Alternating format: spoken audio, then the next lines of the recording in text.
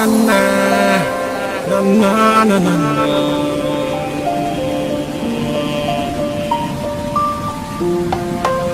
Actually, we come there. I don't let you in on the here, mama. Hey, mama, oh, mama, go to Lord. Hey, mama, na na na na na na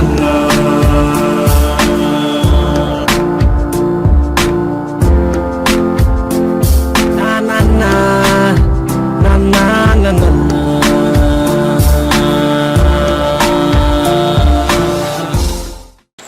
Musidɓe laaroɓe télé moɗon en ligne ɗo to Vélingara e Manda hande enen e émission meɗen fele teno fof no andi fele hono wayi manam ko yaha addora ko yaha kadi gadda ko gandiranta no jogui fayida no jogui fulla invité mo gandiranta invité mawɗo mbo wattake présenté e nder meɗen saare kañum woni directeur général o institut kesso waɗoɗo évoluer e côté santé yiteɗo IFPG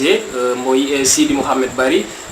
ko makko hande jogorɗen ni ɗo e plateau meɗen ɗo e o émission meɗen fele en kaldat e makko en garsidat e makko par rapport e o institut IFPG hono mo darori hono mo dartori e hono mo woni yarde ha hande ɗo ɓe tolniri par rapport e golleji ɗi e ko heɓa waɗede ko waɗaka e ko fawdi kadi ko wawre waɗoyede ko aroyra awa ko ɗum wontani hande émission men o ko e minute aji capantaɗi rek émission o yonta ha men gokkamo salamu ngu men mbiyamo men salminima directeur men calminima hono way ko jam tan gonɗa. Maaleykum salam mi weltima eyyi ko min Sidi Mouhamed Bari directeur institut de formation professionnelle Gandal en santé donc e ɗo e nder Vélingara. Ok monsieur Bari men calminima minen wiyama an kadi merci e invitation mbo wannuɗa men o e o émission meɗen fele joni men daari monsieur Bari hande Vélingara ɗi joguino probléme e côté cellal e ngal cellal hande men daari men darti ko ɓuuri hewde ko hande ɗi gaddani yimɓe caɗeleji mawɗi kono noon e dow muɗum yeehi ha wattu goro yimɓeɓe heeɓi hen yakar ni hoɗum hande ko wiire école santé banggal ko jangguinta elewaɓe ko hono neɗɗo ñawdirte ko hono neɗɗo darirte hono waɗɗa hande ha o kakkiltagal wawi yaltude waɗɗa créé ko yiire école ta banque wonɓe ɗo Vélingara wawat janggude ha para ɓe nafa kadan saare mabɓe nde woni institut yiteɗo IFPG o ɗum ko hono arde e hakkille maɗa ha hande waɗirɗa ɗum créé ɗum. Merci directeur ko idi fof mi salmini on mi juurike on mi salmini on kala inde makko yettode makko miɗo salmina laamu Vélingara miɗo salmina autorité ji meɗen ɗin fof miɗo salmina kala tawaɗo e nder IFPG par ce que IFPG ko équipe donc miɗo jogui adjoint ji miɗo jogui équipe eyyi no wirɗa ni hakkillaji ɗin ko addi ɗum fayida koko ɓooyi par ce que o tigui ko tuba ko yetta ko agent de développement te waɗi enseignement tigui tigui nak pour tundu wawa développade ma yimɓe ɓen daro ko banggal jande e banggal heblude sukaɓe ɓen e fannuji ɗi anduɗa no wawi ɓe heɓande nafa hikka noon enen fof en yi rowani ha joni waɗi hitande Sénégal heeɓi ko wiyete ko anduɗa e nder aduna o fof heeɓi ko wiyete pandémie de la COVID-19 o tigui waɗino école aji jangguinoɗi enseignement général kono tigui tigui banggal ko faadi e santé on o covid no tawa e ko ɓuuri sellinde hakkille ɗe puusi yimɓeɓe wawde darnude o institut de formation professionnelle Gandal par ce que aussi tundu si woni tan nafay malla waway développade il faut que yimɓe ɓen jangga il faut que yimɓe ɓen heɓle e daari noon no woodi secteur ji hewɗi ɗi o tigui wawayno wadde par ce que enen ko zone agro silvo pastoral wonde malla zone agronomique ɗen wawno idorade ko faati e banggal agriculture mais tigui tigui en tawi formation meɗen ma wallinenmo e banggal cellal ɓanni joni pour waranomi idoroma e haala hen joni fiyo ɗum par ce que no haalirɗa ɗo ni ko banggal agriculture o ngoni ndemal ko gandiranta ɓuraɗen gandirede a yarani on côté yaruɗaro banggal cellal hoɗum ɓuuri wadde ha accuɗa ndemal ngal yaɗaro banggal cellal oui tigui tigui wona accude hunde fof ko priorité mais enen fewdo ɗo gila waɗɗen grille de priorisation tigui tigui ko cellal ngal wonno ko ɓuuri en tentonde par ce que ɗum ɓuuri tentude ko faadi e bangal galleji doctoraɓe no manki sukaɓe wawɓe gollal ngal malla wawɓe hen darade enen noon tawɗen kadi en ɓooyi darde sukaɓe men no immoɗo yaha nokkugo woɗɗo yo weeli ngara heɓa caɗele ka hoɗa e ka ñaama eno yaara janggoygol e janngingol ngol kadi no seeri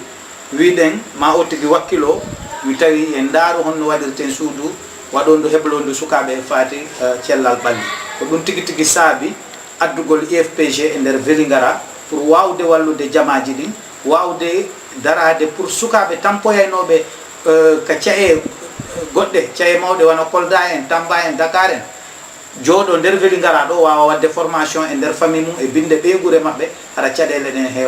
heewani joni banggal ngal formation ngal wonɗa haalde est ce que hande an a heɓani hen caɗele e darnugol o école walla est ce que heɓani hen caɗele e garoɓe janggude ɓe est ce que réellement ɗon kadi heɓani ko gandirantaɗi wawima hen tampinde ɗo a darnude ɗo wodani Allah en wawata wiide caɗele ala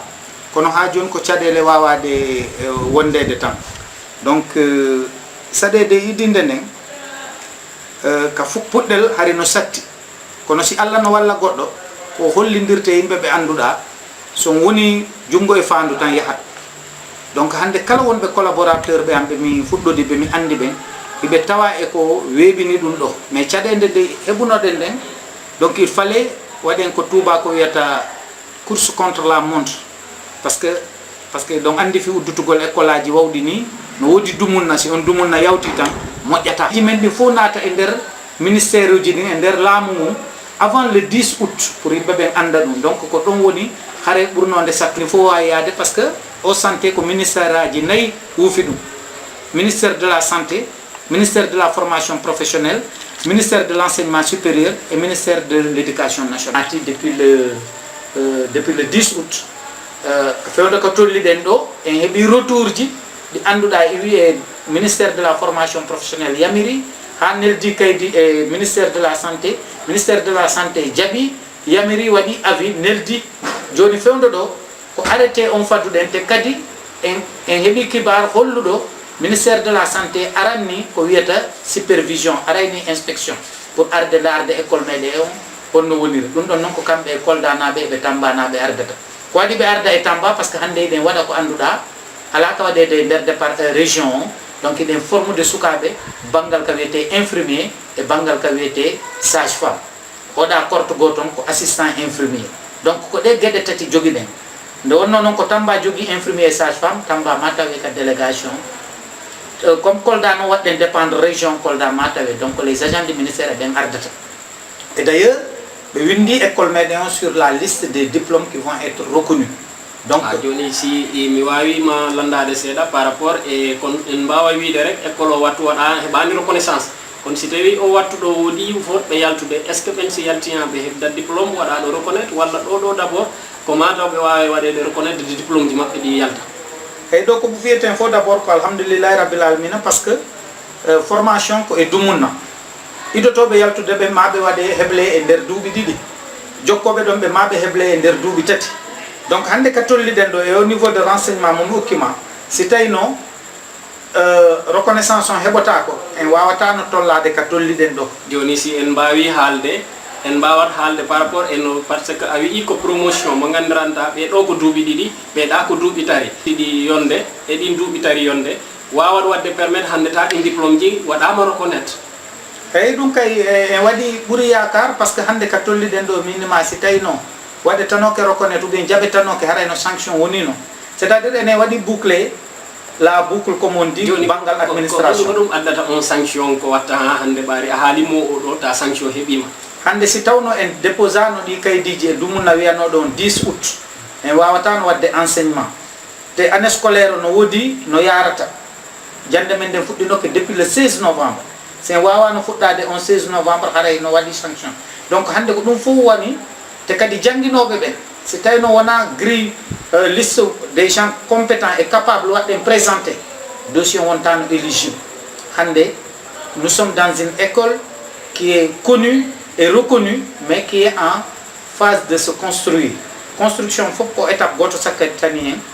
o mission aroɗo ɗo c'est la mission wawoɗo fellintinde hunde nde avec des recommandations parce que hunde faut que processus donc processus on est sur la bonne voie on est connu parce que da andi woɓe kadi no andi hande hotto affaire on tolli te on yi lettre ji ɗi on yi fof golli on ko woni ɗo kon donc mi yehino à d' autres stations ɓe yi ɓe andi vraiment te kadi ko ɓuuri sattinde sa affaire on ko ɓuuri weɓinde affaire on par ce que ɗa andi hande wono école de formation professionnelle école de privé sa waɗa a ɗaɓɓay ko wiyete directeur technique mais école de formation professionnelle hay si a ɗaɓɓay ko wiyete directeur technique an tigui faut heɓa un niveau bac plus 4 en déclarant responsable sina ɗum waɗetake autorisé donc ala amateurisme dans la formation professionnelle donc hande Allah waɗi eɗen jogui ɗum eɗen jogui staff mo anduɗa no waɗi capable donc vraiment ha hande guila fuɗɗiɗen hay nokken heɓani saɗede ko yettere Allah. Ok joni par rapport e ɗin programme ji est ce que hande programme wonaɗo ɗo hokkirede o est ce que ko programme national walla programme mo gandiranta ko an immi rek addani ɓe ɗum walla ko hono wawi yarde saabu noon to min daari e nder muɗum kankalan élève aji hewɗi ɗi presque yawani arde wattumo yimɓe ɓe cikki arde o ɓoyami goɓɓe ɓe ɗi nana manam angal e banggal o institut ko hono ɗum wawi yarde ha hande no ɗum ni bi wawi heɓade hen. Oui mo wi noon janggina e nder leydi haray a wawata wadde ko leydi ndi yiɗa c'est à dire hande wata jangginde programme mo anduɗa ko enen jeeymi ɗe wawi heɓude des aspects alternatifs mais projet on c'est un programme national koko jangginte e nder Sénégal e banggal école doctorat ɓe fof assistant infirmier ko janggata ou bien infirmier ou sage femme ko janggata Dakar to ka wiyete NDSS école nationale de développement social et sanitaire anduɗa ko ɗon infirmier ɓe ɓen formete e sage femme ji ɗin ko janggete au niveau des centres régionaux de formation professionnelle en santé CRF ji ɗin ko ɗum wonɗen jangginde le programme il est un et un seul il est national maintenant à notre niveau il wawi heɓude des éléments ko wawɗen ɓeydude pour anduɗa walla sukaɓe men ɓen par ce que nak hoolare nde wawata ronkude wonde par ce que déjà hande jangginoɓe toon ɓe fof no anda e banggal ko fati e cellal ɓalen et des éminents formateurs d' ailleurs korto wiyeteɗo AI on assistant infirmier ko pour duuɓi ɗiɗi il faut neɗɗo heɓa BFM impérativement pour ƴette assistant infirmier o heble duuɓi ɗiɗi so waɗa examen de sortie on ɗon ko diplôme école heɓata ɓeeɗa ko wiyeteɓe infirmier et sage femme d' état et sage femme ɓen ko ba duuɓi tati ɓen ko bac natirta malla à la limite avec le test sous réserve du baccalauréat e ɗo duuɓi tati o tigui timmude haraɗa ɓi bac on ɗum waɗi bac on c'est impératif ko tuuba ko wiyata pour waɗoya janggo infirmier d' état ou sage femme d' état il faut nécessairement le bac pour wayɗa waɗede présenté au niveau national e professeur ji meɗen ɗin wonɓe ɗo ɓen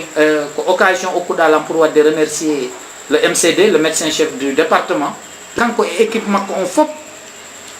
ɓe jarama par ce que hande ko kanko woni mawɗo département o donc hay hunde niɓɓani et toute l' administration du département a été impliqué dès au départ ɓe andinama ɓe neldama correspondance hande ala ko suudi hen toutes les autorités savent élu ji meɗen ɗin ko ɗum woni de maire ji meɗen ɗe piiw e nder département 14 collectivité ji fof no andi affaire école serre ji ɗin donc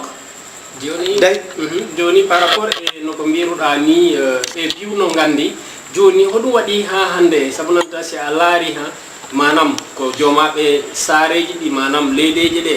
kono commune ji ɗi ni hoɗum waɗi ɓen kankalan mbawani hen nangude e juuɗe mabɓe ɗe ɓe nattina hen ko mbire manam accompagnement ko école o woni daraki e peeje tiɗɗe walla ko hono yaari. Oui merci mais ɗa andi tigui tigui ko jolfuɓe wiyata saabu du fot boppam min pour neɗɗo pour anduɗolam no hande mi yata e ko anduɗa no waɗi ñakka fayda malla laaɓani ɗum ko par principe hunde noon si a famani nde toujours ko noon peut être mi waɗayɓe concédé ɓe ronku famude importance hunde nden mais noon ko tundundu hoɗuɗen ɗum kadi windori noon en muñiray noon par ce que enen ko ɓe jooɗagol daara neɗɗo o ha ɓooya si wiyoya e jaati ɗumantina enen toujours que dernière minute ko tuba ko yetta dernière minute fewdo ari ɗon hay goto arta waɗama prêter ses service wiyama qu'est ce que je peux faire ou bien on ɗum honto mi wawi wonirde ɗum waɗata donc c'est un peu ça mais pour revenir e nder élu ji meɗen ɗin autorité ji meɗen ɗin iɓe foti faminede importance oɗo école par ce que a wi hande déjà oɗo école walli sukaɓe men yahaynoɓe nokku goo tampoya toon banggal jaatigui banggal ko ñaama banggal transport e banggal ko yoɓa joddidi no seeri artirama ha nder Vélingara ka nder saare mabɓe waɗagol formé ɗum ɗon tan ko une satisfaction ɗum ɗon tun ko yettirɗum Allah si ɗum yawti nak il faut que nos maires comprennent nos élus territoriaux ko oɗo école wona enen jeymo ko kamɓe jeymo. Autre chose, enen ko yettere Allah parce que hunde nden ko e pour la première fois woni wadde depuis le Sénégal indépendance ça n'a jamais existé heɓaki. Donc enen woni hande les pionniers idiɓe wadde ɗum ɗo donc Vélingara fo jeeyi maɓɓe jeeyi ɗum Vélingara piw jeeyi ɗum manam ko hono gooro yo foti wadde par rapport ha kan kadi anda ko kan jeeyi ɗum. Oui, no idi d'abord parce que enen ko adduɗen ko ɗum ko outil en wi ko formation joni pour yajinde nden enen étike ko yahantenno Dakar en addi ha Vélingara naɓe no ɗo ɓurɓe wawde ɗe golle ou bien ɓurɓe andude ɗe golle ou bien no ɗo juɓe Allah halfini daraja e jawdi hande ko occasion hay sona ɓiɗɗo ma ka kawtal ma malla neɗɗo ni tan okka chance okka mo bourse aɗa yiida administration école on directeur technique on ou bien le directeur de la comptabilité famodiron wiyami ɗo faala wadde parrainé suka o windanama on suɓanoɗamo malla kanko o suuɓo joguiɗo befe malla bac wadde waɗa formation fo waɗa contribuer maire ji ɗin chaque maire de commune no wawi ƴettude ɓiɓɓe ɗiɗo tundu mum ndum gorko e debbo malla gorko worɓe ɗiɗo malla rewɓe ɗiɗo hokkaɓe opportunité joguiɓe BFM ou bac no jooɗorino noon waɗani e hunde ɓe ara ɓe forme o par ce que ɓe janggo si en formiɓe ɓe heeɓi qualification e ɗo ɓe yaade nokkugo taw kaka maɓɓe ɓeydorto donc ça ko ɗum waɗi minima école on ko fo jeeyi no wonde enen ko wawɗen ko gère de administration et technique et enseignement mais pour yo ñiiɓu yo heɓu doole yo daro yo moƴƴu ko il faut tout le monde waɗa nanga hen donc ko ɗum waɗi min ni ko enen jeeyi mais quand même kamɓe on ɓuuri jeyde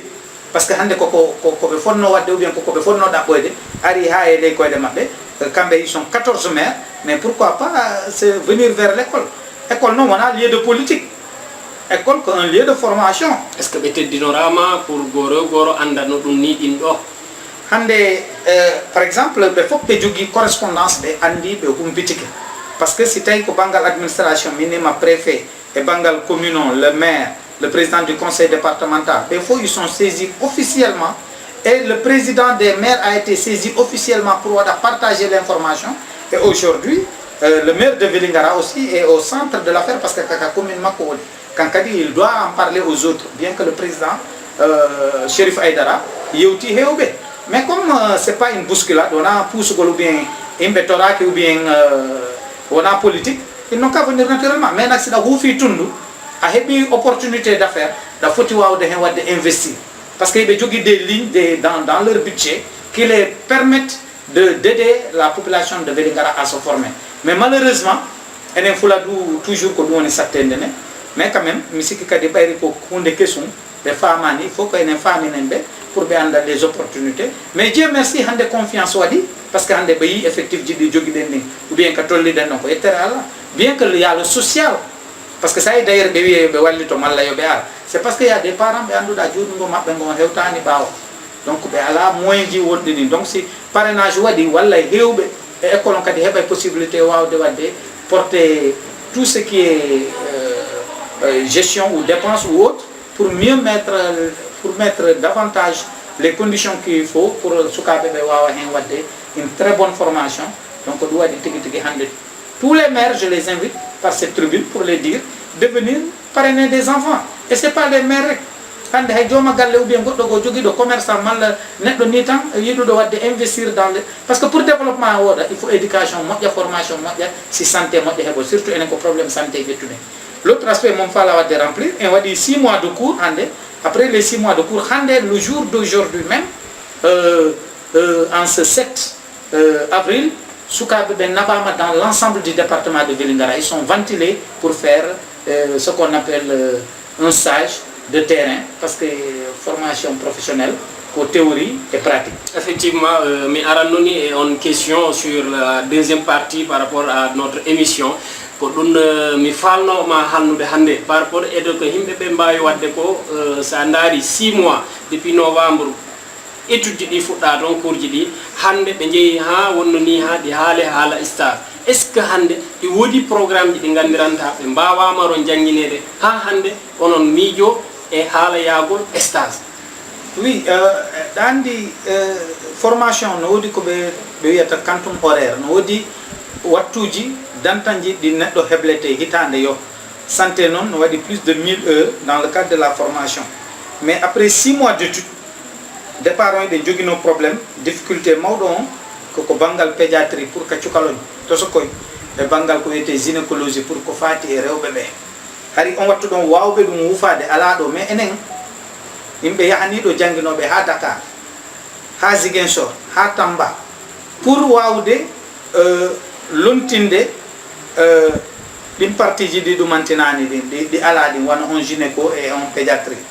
donc nak si a jangguini duuɓi lebbi jeego par ce que ko théorie wonno ɗon ka école hay sino waɗi petite pratique mawɗo on no woodi dans l'année scolaire ko wiyete le stage rural l'immersion donc ɗum ɗon il faut ɓe naɓe nder balɗe sappo e joyi ou bien 20 jours e nder collectivité territorial ji ɗin e nder collectivité territorial ji ɗin pour ɓe waɗoya ko wiyete pratique on stage kono walori et d'ailleurs hande bimbi une organisation a été faite. Le lancement a été donné devant l'Institut de santé sous la présence des parents d'élèves, des apprenants, de l'administration et des riverains du quartier. Donc, car dit du Louama, des actions ont été définies, dans l'ensemble des collectivités territoriales. Donc, accompagné des responsables de la formation. Otto Goton, dans son axe, c'est le major Elage Aliou Baldé, major, wadi conduire on don auto, ça c'est l'axe 2, Sarekoli, Kabendou, Diaobé, Wassadou, Nyanao, Parumba, Pakour, Djaladjan. Donc deuxième action, c'est le major Sadio, qui était le chef de brigade des services d'hygiène du département, wadi conduire auto Goton sur l'axe 2, Medina Marie, Kanja, Dubiru, de Nemataba, Sinchankundara, Manda, PK12, Gounas, Lenkerin Kalifour, Lenkerin Bon Compte. Allah wadi be fo be déposer à mabe arti e jam donc yettere Allah ila hande sukabe men don hande be yido ton ben ko occasion pour mi ya chef de quartier jidi chef de village jidi et sous-préfet jidi et préfet jidi et kala responsable e nder tundu Vélingara sukabe ben ko sukabe mabbe be halfina mabbe be bisimbe be daranobe be anda ko kambe jeybe donc be yiton no wadi blouse danejo ou bien no korni ko wadi FPG malla wiyama ko stage dari ka mabbe be anda ko sukabe jibinande Vélingara ko Vélingara fowni joni par rapport e on stage mo ngiwda do halde do joni est ce que hande monsieur Bari ko himbe be mbawra wiide ko be mbawra yiide ko sabnanta hande si a ndari à travers les images ko himbe be woni nande ko ran est ce que wodani ko sonji hen ko gales hobe woni on pusude sabnanta hande ko luyi kon no miruda ni karji didi loi kankalam be autorité ji be mbawa on wadde ɗowrude ha no ɗinni goro yottoro yottiro hobo woni ga ɓawo andi ko moyen naɓata hunde men menen fewndo ɗo hay goto ala ɓawo amin ko tubako wiyata nous volons de nos propres ailes parce que min wonɗoma haalde on min je suis un technicien du développement et je suis assez outillé sur la gestion des projets. Bien que je suis un conseiller rural, agricole. Et j'ai fait de l'enseignement, j'ai la pédagogie qu'il faut, car machallah. Et équipe mi jogi on kadi, ko yimbe be anduda ko tuba ko yata force tranquille. No wa clé amolet karof da yo yaha. Iden jogi no mawbe hufu be wen, joni mi do hanama le major Sadio, le major Baldé. Et les éminents professeurs qui nous viennent d'ailleurs et le district de santé de Vélingara dans sa collaboration. Johnny, par rapport à Ngarat Seda, bon, vous allez continuer en continuant ni John, mais juste pour ça, attention, est-ce que d'abord, quand on dit professeur Didi, est-ce que professeur Didi, quand on dit wala ko nyande wo ko woda be gandiranda ko ma be ngi wasare e sare be ngarado après et de situation avec le MCD il y a compétence de l'inonder Vélingara ou de Djanginde parce que c'est Bangal pharmacie Vélingara a 4 grands pharmaciens c'est des docteurs donc quand hôpital il y a des médecins il y a des infirmiers donc parce que pour dire que module on nous a montré les médecins et les docteurs qui savent prendre tel module ou tel autre module. Maintenant les modules qui n'ont pas de preneur, on est allé chercher la compétence là où il se devait. Le module de Tamba, parce que là, il y a des professeurs de Dakar et Tamba et Ziguinchor. Quand on a déplacement, quand on a jipin tabe, quand on a nyamin tabe, si on a des gens qui ont été perdus. Net le goto si ari cours hotira ko buri 100 000 francs. wano hande rek au déplacement pour revenir yahugo ngol otoji ɗin ko luwaɗi à hauteur de 200 000 francs para les autres frais tawaka frais journée on temps bon ko yettere Allah dal personne n'est derrière ça mbuɗu hay neɗɗo goto natani toon mais quand même pour quelqu'un qui a l'expérience de la mise en place des projets ou de la gestion, je suis capitalisé en suivi et en évaluation. Donc aujourd'hui, équipement aux compétences diverses. J'ai une équipe pluridisciplinaire. Parce que déjà, j'ai pratiqué ça par le passé. Mais j'invite les collectivités territoriales par le canal des maires ou bien possibilité de parrainer un enfant, l'heure a sonné pour que Vélingara soit le carrefour de la formation professionnelle. Et hewti ka anduɗa Vélingara fo daroɗen ha ɗo wona nokku mo anduɗa kala faalaɗo heblede aray ɗo te watta en yejjuto enen ko en carrefour ɗen udditi e guineji ɗin ɗiɗi ɗen udditi e Gambie. Donc hande il faut waɗen ɗum réussir pour heɓe une élite dans le futur hara vraiment yimɓe ɓe anduɗa no waɗi capable no wawi golle ɗen janggo janggo sa formi ɓiɗɗo ma ka maɗa woni ko kanko gollantama ɓuuri weɓude si woni ka ɗaɓɓito a waɗa jeegane ou bien mangani nokku go donc tigi tigi le corps professoral kala ko matière mo heɓuɗen e min ala jangguinoɗomo ɗo min ɗaɓɓoyamo kala kami watamo heɓude par ce que ko ɗum waɗi le bureau ko ɗum waɗi le staff ko ɗum waɗi l'équipe. Le directeur technique va réfléchir en fonction des modules, il mène des contacts, il appelle des professeurs, le major Baldé en tant que chef du département santé et le major Sadio, ils nous font des propositions et ils peuvent nous gollirde. Si on les descend chez nous, ou bien dans les hôtels, ou bien ils choisissent leurs parents, mais on prend en charge leur commodité. Parce que aussi, on a un cas important. Vélingara est important. Et le dénominateur commun, comme il Vélingara, il faut que Vélingara outde. Il faut que nous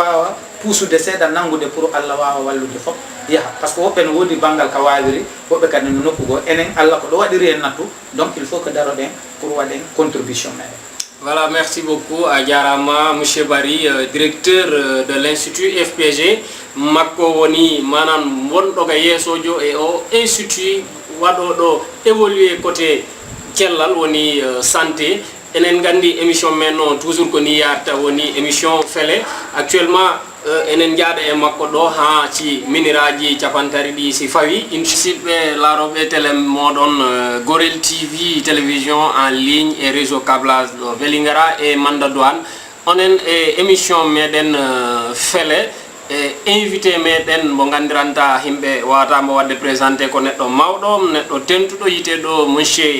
Sidi Mohamed Bari directeur de l'institut IFPG gandal ɗo ɗo Vélingara nane ta himɓe no gartanno par rapport e école o no darori ni men gari ha men kaali e hande jangoɓe romɓe hande on ni wattu momen woni waɗande on émission o woodi ɓe gandiranta yeehi stage pour ɓe ɓuura jangoyde ɓe ɓuura mbawde koɓe wona hollede ga nder ɗi classe aji joni ko men garsaniran e monsieur Bari men landomo hande par rapport e o école ko hoɗum woni fandare makko pour himɓe ɓe ɓuura hen nangude himɓe ɓe ɓuura hen arde ɓe ganda kalan ɗum ɗo ɗum ko lekki ki gandiranta ko lekki enen pour fuladu piw monsieur Bari joni par rapport e o école min jii hande ɓe jangannoɓe ɗon ɓe jeehi manam sur le terrain woni ko jiire stage e bangalaji poste de santé ji wonde ɗo nder nde saare ɗo hono ɗum wawi yarde ha hande mbawɗa ɓe heɓani lebbi jeenayi mais ko lebbi jeegoram ɓe keeɓi ɓe mbawa naɓede ga poste ji santé ji Vélingara piw ɗum ko hono wawi yarude tawi ɗum ko organisation et calendrier scolaire on landi ɗum ko yettir ɗum Allah par ce que en wawi fuɗɗade wattu fonnoɗen fuɗɗade ɗum woni novembre donc si janggama duuɓi lebbi jeego ɓe fota naɓede stage rural donc par ce que jande maɓɓe nden ko gueɓe ɗiɗi ko formation théorie koɓe janguinte ka cuuɗi classe ɗin e koɓe foti janggoyde ka yaasi par ce que banggal cellal ko ɗiɗi ko théorie et pratique donc koɓe jangi kon ɓe hande ɓe halfinama doctorat ɓe wonɓe nder département Vélingara foof ka partout e nabis cukala ɓe ɗiɗo gorko e debbo malla rewɓe ɗiɗo malla worɓe ɗiɗo malla debbo tan malla gorko tan e ensemble poste ji wonɗi e nder département o donc ɗum ko étape importante ɗum ɗon Allah waɗi hande waɗama autoji waɗama mobilisé parents ji ari ɓe fof ɓe yeehi mbi réunion ɗo pour hollirde fof hewti donc ko yettere wodani Allah donc goto woni hen yahani on kadi dimanche Allah jabi waɗo e rejoindre donc mais non wata yejjite si ɗum ɗo yawti no wodi ko wiyete évaluation arayni si évaluation yawti no wodi ko wiyete voyage d'étude parce que dans le cadre de la formation il faut ɓe ittoye kadi weeli ngara ɓe naɓe wona Kolda malla Tamba malla Kaolack nokku goɗɗal ko annduɗa ko direction o suɓoto ɓe yaha ɓe waɗa ton kadi nouvelle découverte par ce que siɗa heɓlude neɗɗo ka ettoto ha jonnamo keeji ɗi annduɗa janggo kala ko faala waɗoyde haray mo hammani wawde malla wa heɓude puɗɗel par ce que ko ɗum woni heɓlugol neɗɗo ka jonnay mo keeji ɗi annduɗa so heewi sohla mo wawi andude ko on ɗum o ƴettata pour o wawa réglude on ɗon sohla makko joni e nder ɗi stage ji maɓɓe ko ton kadi ɓe yahata ɓe ɓeyditane donc formation théorie et pratique ɗum ɗo fof noon ko pour wawde wallude département Vélingara par ce que enen sukaɓe men ɓurɓe ɓe ko yahayno nokkugo tampoya hen pour janggoya malla waɗa découragé accita ɓe watta formation ko galleji maɗa finata ñaama yaha janggoya arta te joddiji ɗin no serti donc vraiment e koko ɓe jangguintenoɓe toon ɓe jangguintama donc tigui ko ɗum woni saabi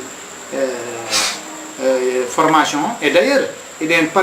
paari ñalorma mawɗo ko wiyete team building ñalorma mo annduɗa en invité yimɓe hewɓe waɗuɓe joguiɓe expérience e banggal cellal ɓalli e partenaire men mawɗo on woni le district de santé e daaren bajjeno gohoji e yimɓe joguiɓe expérience sur la législation et joguiɓe expérience sur la déontologie joguiɓe expérience sur cende hewde daaren dal ñalorma goto ko annduɗa en fottay expérience ji landodire ɓeydodire neneji ɗin ara yewta e sukaɓe ɓe babaji ɗi ara yewta e maɓɓe on ñalorma kadi no tawa e dans le cours normal de la formation joni par rapport e ɗum piiw ko wonɗa ɗo haalde ko yimɓeɓe nani ɗum ɓe gandi téléspectateur ji Gorel TV wonɓe men darde o wattu ɗo min komi wawnama landade re par rapport e ɗin piiw est ce que hande ɗi étudiant ji ɓe ɗi jogui ɗon ɗo ɗi ho prix o ko weeɓ ha ɓursi waɗi ɓe keewi seeɗa walla prix o ɗi ni seeri walla ɓe joɓa kala no ɓe foti joɓirde ni ha hande himɓe ɓe wiya alhamdulillah sabu nanta si yiyama ko yaltata ɗon e ko nattata ɗon ko wiire a o école mom ɗi yoni école ko hono mbaɗɗon ha hande ɗum ko prix ji ɗi mbeɓin ɗon walla ko hono woni yaade walla ko ɓe ngala e yoɓude kala non andi tigui fayda ko yettir ɗum Allah rek mais si a daari wodi ko ɓe yiiɗa yaasi donc mais sukaɓe heeɓi ke mais e nder ɗo ko sukaɓe heeɓi kon vraiment social on nan toon no wodi ha hande kam mi haaltama ɗo sukaɓe ɓe annduɗa windaki malla ala teddinde joddiji maɓɓe ɗin kono noon aɗa andi ko tundu ndu way noon ko yakar o way noon e bawɗe ɗe kadi way noon ɗum waɗi nane miɗo wiya yimɓe ɓe eto joguiɓe moyen ɓe wallitoɓe ala ɓe adda ɓe waɗa ɓe parrainé ɓe wawa wadde formation mais enen jande ne wawata change de koko jangguinte kon janneten e ko jannoɓe moƴƴuɓe wonta toon sika ka banggal joddi rek hande ɓe yaaɓe stage sappo e maɓɓe malla sappo e joyi maɓɓe yatano mais minen min darani ɗum par ce que ko Vélingara min daari ko ballal wona addede c'est vrai prix ji ɗin ɗi fanɗani mais ɗi waɗa sous estimé seeɗa normalement wona ɗi wonno prix de départ mais ɗe e zone conjoncture mo annduɗa ko remoɓe jetti hen aléyaji hewɗi ko ɗum waddi tigui ƴettuɗen wano ɗin prix ji mais en réalité wona ɗum wanno intéressé c'était de bien démarrer e daragol ha confiance waɗa yimɓeɓe hoolo anda vraiment ɓeɗo ko wuufi ko ɓe jogui darde muɗum malla hamme maɓɓe no yeehi yesso to joni monsieur Barry par rapport e ɗum est ce que hande équipe mo joguiɗa o oɗi jogui on qualification walla ko a ittuɓe Dakar walla ko woodi to gandiranɗa hande jogui compétence ɗi waɗɗi ha hande nattinɗaɓe nder ma équipe e jangguinoɓe ɓe kankala ha waɗi hande on mbawi yaade e wiyegol ko stage yimɓeɓe ɗi jogui hen espoir manam yakar ɗaminare ko wawata wadde si ɓe jeehi ɓe garti ha ɓe gaddanat yimɓe résultat ko hono wawirɗa ɗum waɗirde ha hande ɗin piiw vraiment keɓɗa ɗi no fo haniri ni oui ɗum ɗon fof ko une affaire de stratégie rek c'est à dire ko peeje tan hande sin tawi mi arti e banggal équipe momi jogui o le personnel administratif et le personnel enseignant o tigui wiye yettore o dani Allah par ce que équipe staff on ko staff mo annduɗa no woni à la hauteur ɓe jogui des compétences et des qualifications et une humilité modestie mo annduɗa vraiment ɓe wiyani ko mi woni kaari malla mi wawi ɗum dans mon staff j'ai que des universitaires et des gens qui ont des formations de l'enseignement supérieur hande wonando la directeur technique on woni no département de philo et il s'est bonifié dans d'autres formations. Hande wonando lan le directeur de la comptabilité, de la gestion de la ko yimbe be anduda be jogi niveau diplôme ji di anduda ou bien formation ji di anduda formation supérieure. Mawbe heddibe be mi haali wano de yimbe wadu be pratiquer santé ha yey retraite. Si je prends le major Sadio, le major Baldé, qui ont été des chefs départementaux. Donc on n'a pas à prouver les compétences, elles existent. Parce que la preuve koko alado ko wonde dapo de nokugo. Donc voilà un peu comment les choses sont dessinées. Donc tigi tigi honno yimbe ben darori ber ko wonbe do wawbe ben en jettude be ber ko ala do ko ben dapoyde no teddi non mais yetto rewdani alla da tigi tigi kala ko hebani en daro en ko parce que en wi en waaway en wadanay sabu Vélingara ko dum non berno Vélingara no jogi jomabe le maire est là, le président du conseil départemental est là, les maires des collectivités territoriales sont là. Allah wadi ko be ngufi ko be woni JB département hay hunde watta ke sans mabbe préfet no do il faut continuer mais on les tend la main à nouveau pour les dire que voilà une opportunité d'affaires arbe ada parene bibbe mabbe ben minira mabbe et tundu non parce que dum no tawa e prérogative ji mabbe donc peut-être c'est à ce niveau mais be ari garani goddo ari arani et l'école est jetée donc il y a plus de recul donc c'est nous qui allons disparaître mais l'institution va rester. Ok, par rapport et comme no mbiruɗa ni école woni école Tundu Vélingara woni école ɓe Vélingara ɓe Fuladu meɗen ɗo joni hoɗum wawara wiide manam comme par exemple ɓe diaspora aduna o pi ɓe gandiranta ko ɓeɓe meɗen hoɗum ɓe mbawara hen mabɓe kankala gandude hunde nde ko hunde mabɓe ɓe nanga hen comme kono wiruɗa ni lancer un message ha mabɓe kankalam ɓe ganda école o ko école enen piw nogore o no ar nangana hoore mum nangana mbo mum o nangana musidal mum ngal e leegal mum ngal e tundu mum ɗum. Oui, merci. Donc ha joni ko artude tan e wiide ɓeɓe diaspora manam wonɓe leyɗe tubakri ou bien yaltuɓe ɓe ɗen salminaɓe eɗen jaraɓe eɗen wiyaɓe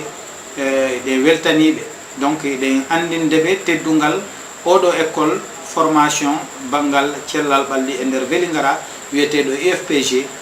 dari ke heɓima ko kamɓe jeeyi d'ailleurs wodi hen e mabɓe sah déjà ɓe anduɗa noddi en téléphone wodi e mabɓe winduɓe en lettre aji wodi e mabɓe waɗanɓe e message ji wi vraiment ɓe weltori ɓe yiɗi si Allah jaaɓi ɓe waɗa e appuyé ɓe daara si ɓe jogui possibilité ɓe hokkida yimɓe e woɓɓe goo donc tigui tigui kamɓe fof ils peuvent être des partenaires hande département de Vélingara ou bien est-ce que commune de Vélingara rek immigré ji meɗen ɗin tan si waɗuno organiser chacun d'eux prend sur lui de donner une enveloppe de formation à un jeune garçon ou bien à une jeune fille pour 2 ans ou 3 ans ɗum wona sadaka mais c'est mieux que anduɗa koko bonayno nokkugo par ce que ɗa joɗade toon wiyami ƴetti oɗo an esira ou bien oɗo miñirawo an ou bien oɗo kaari ou bien kawtalam galle kaariɓe yo kaarijo yahu janggam yoɓat parce que il faut que hewtenno il faut que cette solidarité là cette synergie d'action pour mo kala hollira hoore mum ko honno yiɗiri hunde nden par ce que doole fotani donc mais ko e nder ɗum ɗon tan on entraide ɗon e nder on solidarité wawde wadde réussir donc hande la diaspora eɗen fadiriɓe si ɓe wawi hokkudude e partenaire ji windanteɓe lettre malla invité teɓe malla invitoɓe eɗen yiiɗi si ɓe wawa kamɓe siko junggo mabɓe wiyata e poste mabɓe wona yoɓe hokku hen mais kala sorte d' appui mo heɓuɗen woni un appui matériel un appui logistique on est preneur mais on demande à personne parce que sa wi a waɗa e hunde ara déjà a eɗa heeɓi ɗen heeɓi ber meɗen mais eɗen tori joguiɓe ɓen e nder Vélingara vraiment occasion ɓe wawa hokkude ko kawtal mabɓe yiɓe jogui donc foɗɗo formede au lieu de le laisser comme ça ha yawta wona ko golle dole o tigui yahoy taw bien e satte ndiji goo malla donc ya ha heɓa 40 ans ala meccal on ɗon haray wallaka joni ɗum ɗo ko une occasion yomo kala waɗu junggo makko gon ka nder famille joni par rapport e nde fandare ɓeydare institut o hoɗum hande mbawɗon darde waɗon hayma comme hande ɓaari on gandi woodi étudiant ji ɗi gandiranta ɓen puɗɗi ha paari joni si tawi comme hono ñagaro ni faalaɓe fuɗɗude faalaɓe nattude walla o nini o wattu wonaɗo ɗo o a tawat joom o ɗi faala arde waɗa formation kono andano waɗa andano rewa ha wawa yettade ɗo hoɗum woni hen par rapport e ko gonɗon gollude ko gonɗon hen heɓanade pour non ñagaro en si ari walla si wattu jande nde fuɗɗi uditde ko hono forɗo mbadde walla ko hono woniri ha au moins kala mo gandiranta si hikka o daɗi ɗum ha mais artoyoɗo o wiya e minde ɗo o dattara kam ɓaari mi anndi no ɗum woniri ko honon ɓen wawra wadde ha hannde si ɓen ngaroy ha wanam les perspectives ta wawat wallinde walla men daaɗina on hettoroɗon ɗon ha wawa nabde ɗon ɓiɗɗo mum o walla musidɗo muɗum e nden jangguinore par rapport e on santé wona ɗo. Oui, merci. Donc ha joni ko fati e banggal oɗo formation cellal formation no serti seeɗa e enseignement général, formation fayda ala dartagol hitande nden fof ko golle ko honɗum firti ɗum par ce que si yeehi ha vacance yoni lewru ndu ɓe heɓata malla lebbi ɗiɗi ɗi ɓe heɓata ɗi koɓe daranteɓe kadi pour ɓe wawa heɓude nokkugo kaɓe haɓe jooɗo ɓe waɗa ɓe continue pratique maɓɓe comme no ɓe yaari o stage ɗo ni. Joni noon kala arowo windagol école on kay no anda imo ka lawol base ɗo binde TP imo ɗon ɓawo Barikunda ɗon bien ɓawo Diallo Kunda ɗon donc ko zone ka anduɗa en face TP on ɓawo muɗum école on woni école on noon FPG numéro ji téléphone no toon kala arɗo ha ɗon taway toon directeur ɓe ɓen ou bien administration ɓe heɓay renseignement donc peut être pour siko min numéro en téléphone ko 77 443 24 69 mais kala windotoɗo ko à partir du mois d'août woni winditagol pour année prochaine kala yiɗuɗo wadde formation année prochaine ko août inscription ji ɗin commencé joni ça veut dire que o wattu ɗo ala wawroɗo windade sabu noon ta uddama il faut ko rang himɓe fadoya ha août on tuma wawro fuɗɗirade année aroɗo. C'est ça, fewdo ɗo uddama il faut ko fadde ha août mais o tigno wawi sino jogui hande rek ko stagiaire ɓe ɓen yeehi ɗo y a eu un parent qui est venu se renseigner sans le nommer, il travaille à la Sodefitex o ari pour waɗande réservé debbo makko on place te kadi wodi nodduɓe en no jangga no nokkugo première année hikka wo en waɗanɓe réservé année prochaine deuxième année il vient ɓe arte ka maɓɓe ɓeɗi gara ɓe waɗa kala yiɗuɗo si ari ko an andi honno ari siko joni waɗanteɗa réservé place ƴettaneɗa réservé si a waɗa inscrire waɗa inscrire mais officiellement les inscriptions et les réinscriptions commenceront au mois d'août pendant août septembre ko ɗum parce que novembre il faut que les cours recommencent donc août septembre octobre c'est les inscriptions et les réinscriptions. Ok, joni par rapport e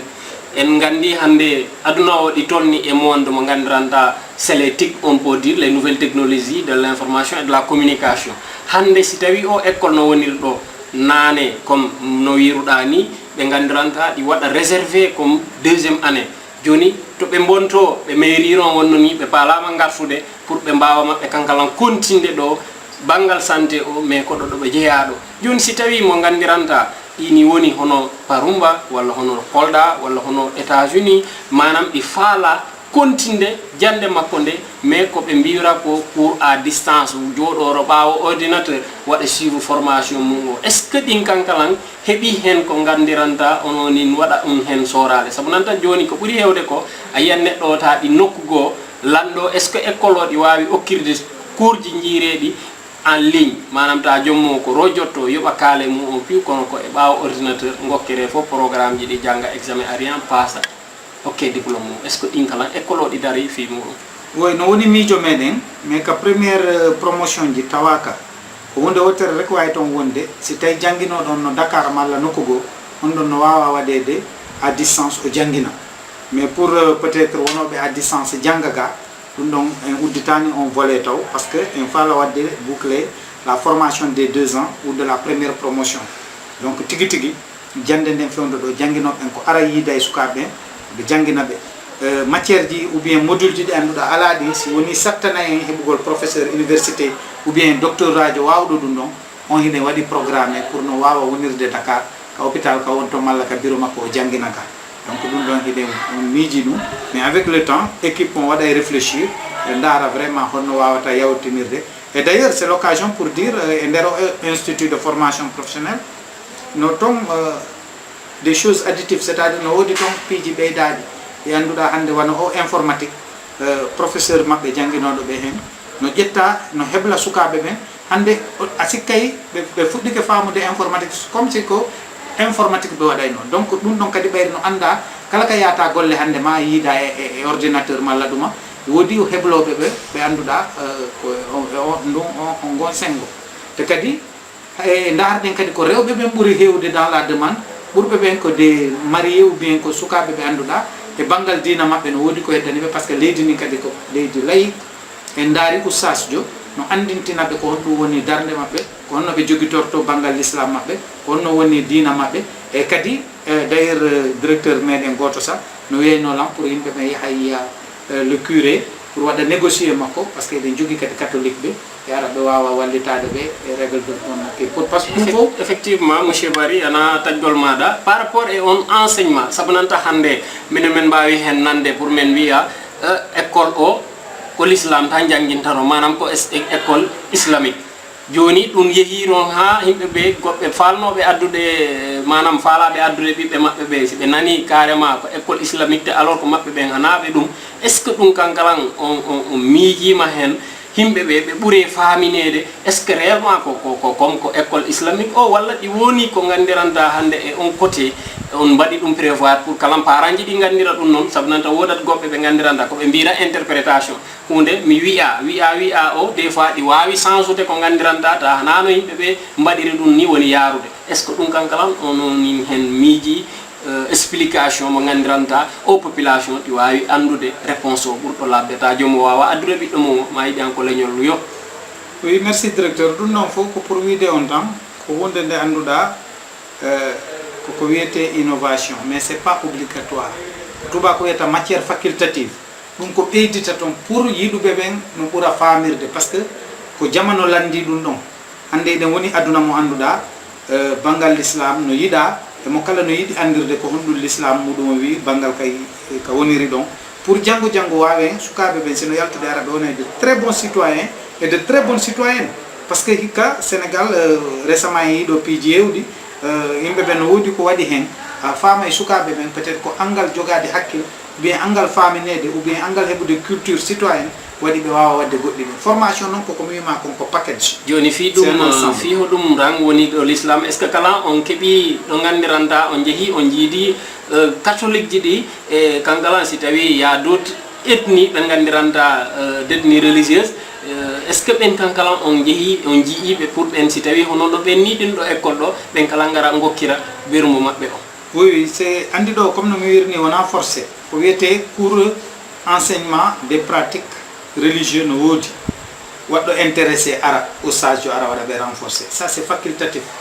c'est pas obligatoire joni noon Allah waɗi ko musulman ɓe et catholique ɓe jogui ɗen catholique ɓe ɓen kadi la direction est en train de réfléchir comment contacter la paroisse pour ndara yewtude e maɓɓe est ce que no woodi quelqu'un qui peut venir les renforcer ou bien quelle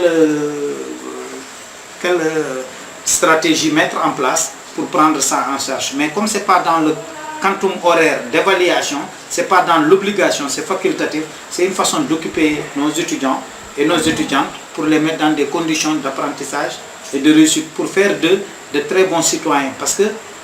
la citoyenneté commence par connaître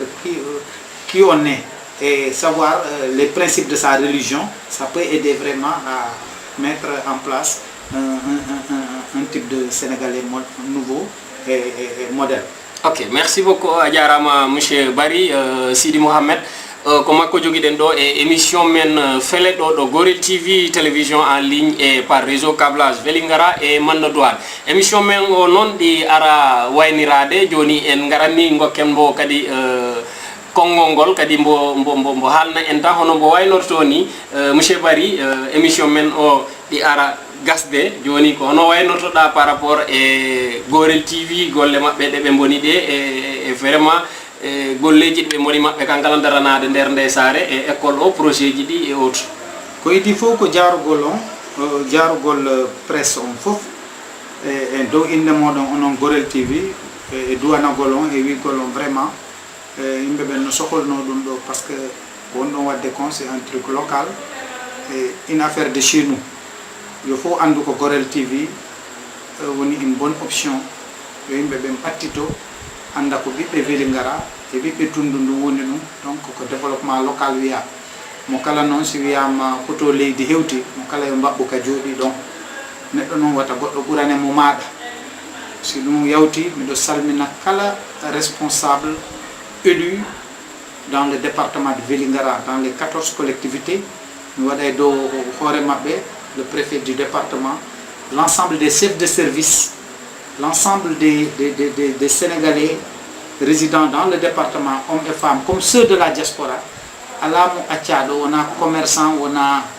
kaari e kaari fof salminama fof jarama fof wiyama yo ar ɓattito IFPG ndara ko honɗum wawi waɗude no wiya maire ji ɗi c'est une occasion pour donner une autre occasion aux enfants pour se faire former donc staff am mi wawata gaynude sans salminde ɓe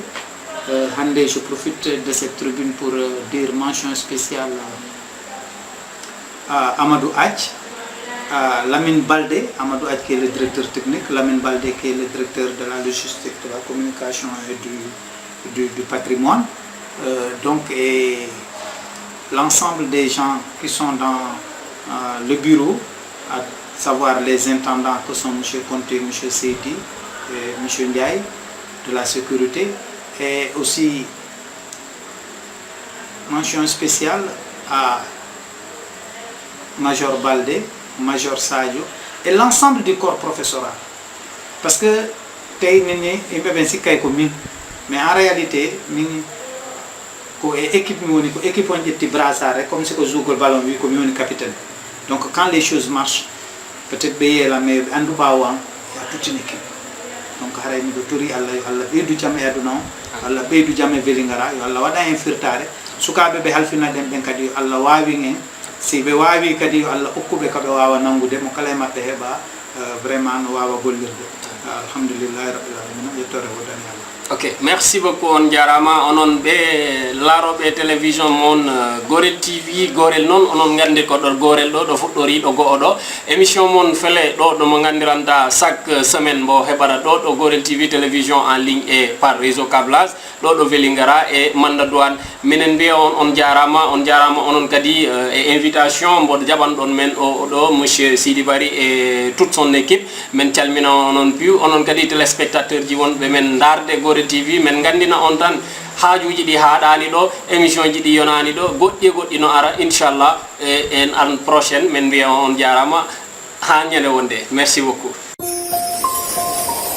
na na na na na